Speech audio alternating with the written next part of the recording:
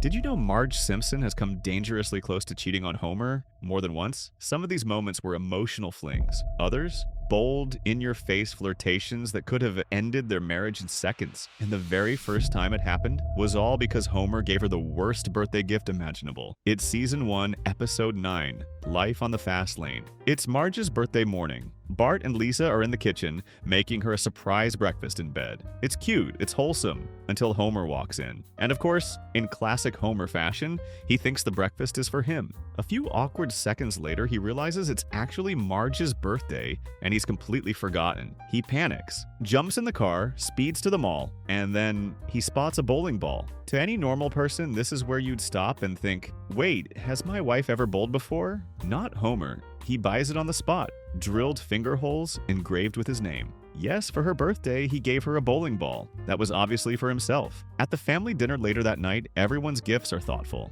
Lisa makes an art project. Bart gives perfume. Homer drops a heavy bowling ball right onto her cake. Marge's face says it all. To pure disbelief, Patty and Selma just smirk, because they know exactly what kind of man their sister married. And here's the thing, Marge doesn't just sulk about it, she decides, fine, you want a bowling ball? I'll learn to bowl. And she heads to Barney's Bowlorama alone. That's where she meets Jacques, a smooth-talking, French-accented bowling instructor who looks at her like she's the only person in the room. He offers lessons. She says yes. And just like that, a friendly bowling session turns into flirty conversations, personalized gifts, and brunch invitations. Jacques even gets her a custom wrist guard with her name on it, the exact kind of thoughtful gift Homer never thought to give. Meanwhile, Homer is home, feeding the kids pizza and pretending everything is fine. But when he finds that wrist guard, his heart sinks. The next day, Marge drives toward Jacques' apartment. She's right there, at the literal fork in the road.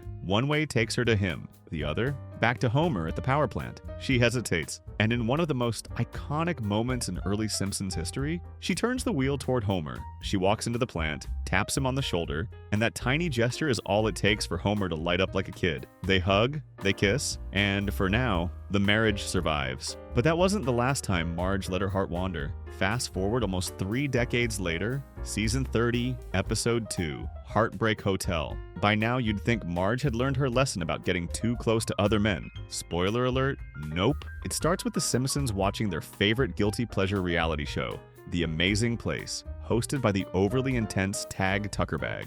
Bart and Lisa are obsessed. They beg Marge and Homer to audition for the next season, and after enough pestering, Marge finally cracks and says yes. Shockingly, they actually get in, but their big moment lasts about 5 minutes. The first challenge, suitcase stowaway, goes horribly wrong, and they're the very first couple eliminated. Normally that would mean they just go home, right? Wrong. Reality TV has rules. The producers force them to stay at a hotel near the airport for 6 whole weeks so nobody leaks the early elimination. Homer treats it like a vacation. Free room service, endless snacks. Marge, on the other hand, is stuck in emotional limbo. She's away from her kids, stuck in a bland hotel, and frustrated that all their effort ended so fast. That's when she meets Nick.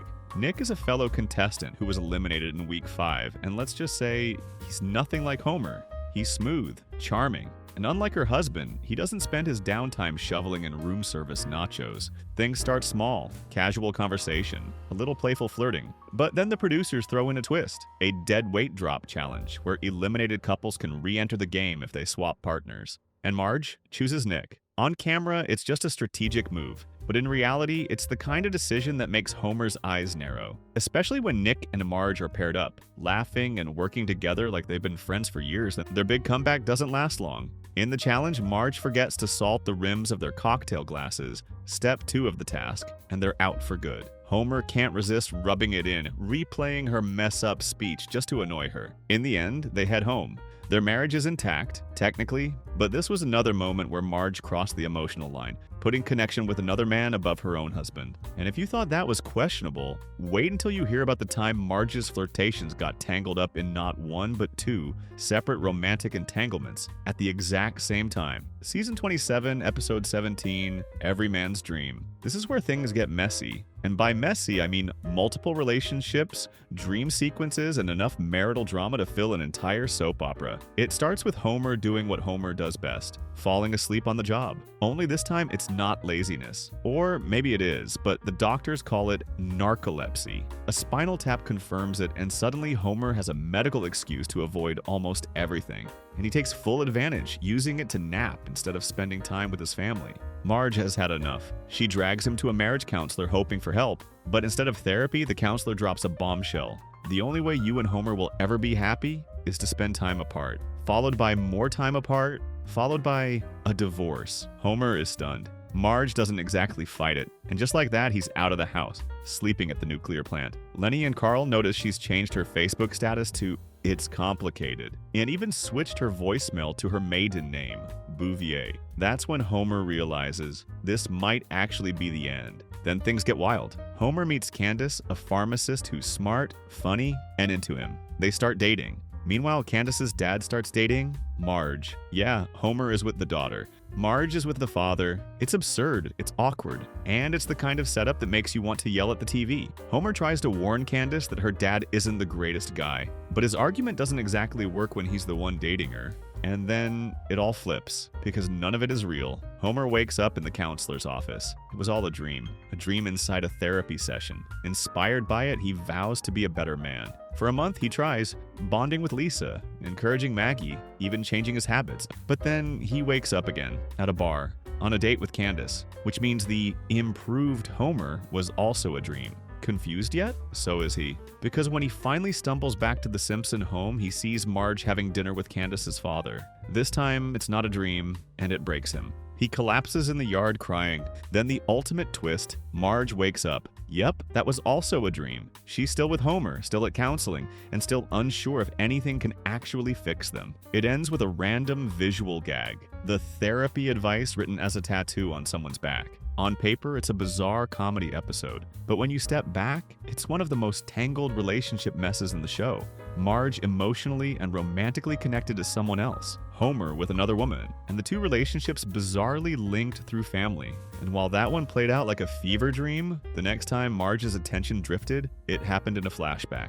Back before she even married Homer, when she left him for a man she thought was her intellectual equal. Season 19, Episode 11, That 90s Show. This one rewrites history, showing us a time before Homer and Marge tied the knot, when their relationship took a serious hit, and another man almost replaced Homer entirely. It's a cold winter day in present-day Springfield. The Simpsons' house is freezing because Homer forgot to pay the heating bill. While digging through boxes to find something to burn, Bart and Lisa pull out a diploma, Marge's, from Springfield University. They've never seen it before. Naturally, they start asking questions, and that's when Marge and Homer reveal what happened during their dating years in the 1990s. Flashback time. Back then, Marge and Homer are young and very much in love. They live together in a tiny apartment, dream big dreams, and for the most part, are happy. Until one morning, Marge bursts in with big news. She's been accepted to Springfield University. Homer is proud, but he's also worried. Tuition is expensive and he doesn't know how they'll afford it. So, in a move that actually shows a rare bit of selflessness, Homer gives up his dream of being a musician and takes a job at his dad's laser tag warehouse to help pay the bills. It's not glamorous, and in fact it's miserable, but he does it for her. Then enters the problem, Professor Stéphane Auguste. He's smooth, confident, worldly. Everything Homer isn't, and he takes an interest in Marge almost instantly. In class, he flatters her intelligence. Outside class, he feeds her doubts about Homer, calling him a townie who could never truly appreciate her mind. Homer isn't blind. He sees what's happening. And when he walks in on Marge spending time with August, he feels the sting. This isn't just an academic connection. It's romantic tension. A lot of it. Heartbroken, Homer throws himself back into music, transforming his R&B group into a grunge band called Sadgasm. Meanwhile, Marge starts spending even more time with August. Eventually, she crosses the line, sharing a kiss with him on the beach. From there, it's over. She leaves Homer for August. For a while, it seems like that's her new life. But the fantasy doesn't last. She and August have a heated argument about marriage. She wants it, he doesn't, and she walks away, realizing maybe he wasn't the intellectual soulmate she thought he was. When she sees Homer again, lonely, miserable, and diabetic from living like a rock star, she realizes how much he sacrificed for her. They reconcile, and she admits that Homer is where her heart truly belongs. It's a rare moment in The Simpsons where Marge openly left Homer for someone else. And yet, just like in all the other times, she ends up back in his arms. But this wasn't the first time she entertained another man before settling on Homer.